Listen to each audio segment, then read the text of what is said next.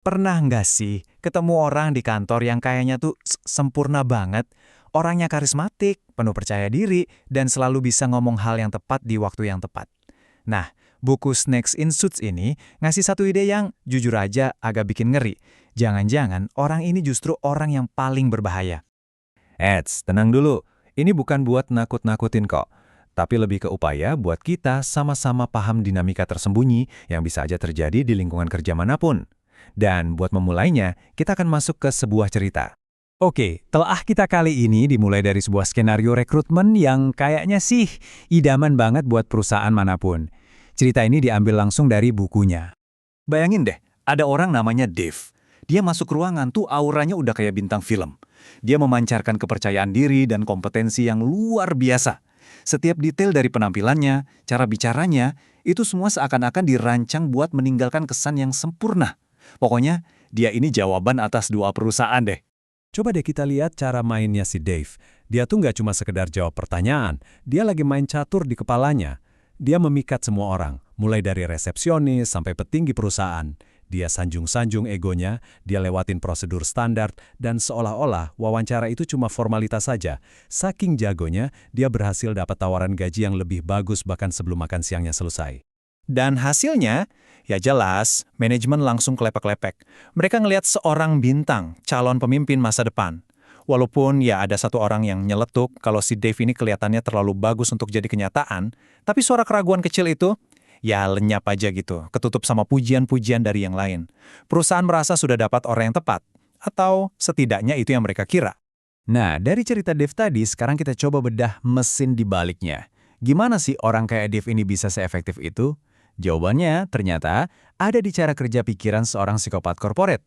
Dan ini poin penting banget ya.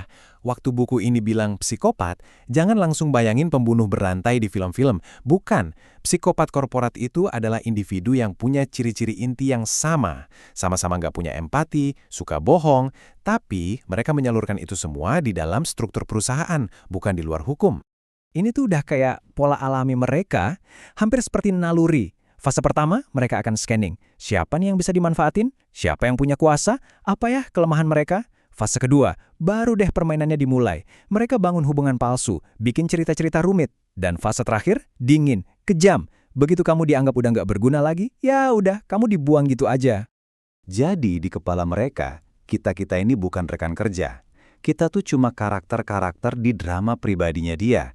Ada yang jadi bidak, orang-orang yang bisa dimanfaatin buat tugas-tugas kecil, terus ada pelindung, biasanya atasan yang udah terpesona dan siap bela mereka mati-matian, dan yang paling tragis, ada kambing hitam, orang yang nantinya bakal jadi tumbal buat semua kekacauan yang mereka ciptakan.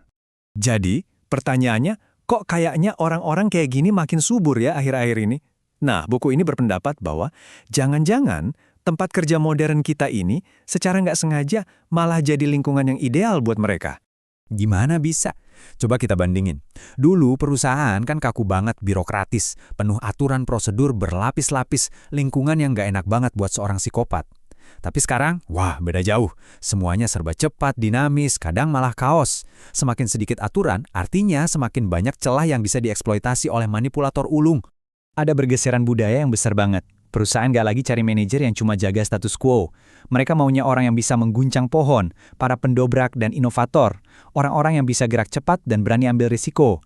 Niatnya sih baik ya, tapi ini secara nggak sengaja malah membuka pintu buat individu yang cuma menampilkan sifat-sifat ini di permukaan, sambil menyembunyikan agenda yang jauh lebih gelap. Dan disinilah letak jebakannya. Coba deh, lihat sifat-sifat ini. Tegas, tak kenal takut, karismatik, percaya diri, tenang di bawah tekanan. Ini semua kan kualitas yang kita kagumi dari seorang pemimpin, betul loh? Tapi yang bikin merinding adalah sifat-sifat yang sama persis ini, kalau nggak dilandasi empati atau hati nurani, ternyata juga merupakan ciri khas seorang psikopat. Supaya benar-benar paham, kita perlu coba intip ke balik topengnya. Apa sih yang sebenarnya terjadi di dalam pikiran mereka? Ada satu kutipan di buku ini yang jujur bikin bulu kuduk berdiri. Kutipan ini datang dari seorang pembunuh yang sudah didiagnosis, dan ini mengungkap kekosongan emosional yang ada di dalam diri mereka. Mereka tahu kata-kata untuk cinta, sedih, atau penyesalan, tapi mereka sama sekali nggak merasakan sensasi yang menyertainya. Inilah beda utamanya. kemampuan mereka untuk memikat kamu, untuk terkoneksi sama kamu, itu semua nggak tulus. Itu cuma sebuah pertunjukan. Mereka itu aktor yang udah hafal skripnya di luar kepala, meniru respon emosional yang mereka lihat di orang lain cuma buat dapat apa yang mereka mau. Oke, kita sudah paham masalahnya. Sekarang, pertanyaan terpentingnya, kita bisa apa? Nah, untungnya buku ini nggak cuma ngasih diagnosis, tapi juga ngasih strategi untuk bertahan hidup. Jadi, gimana cara melindungi diri? Pertama, dokumentasikan semuanya. Waktu, tanggal, apa yang diomongin, catat.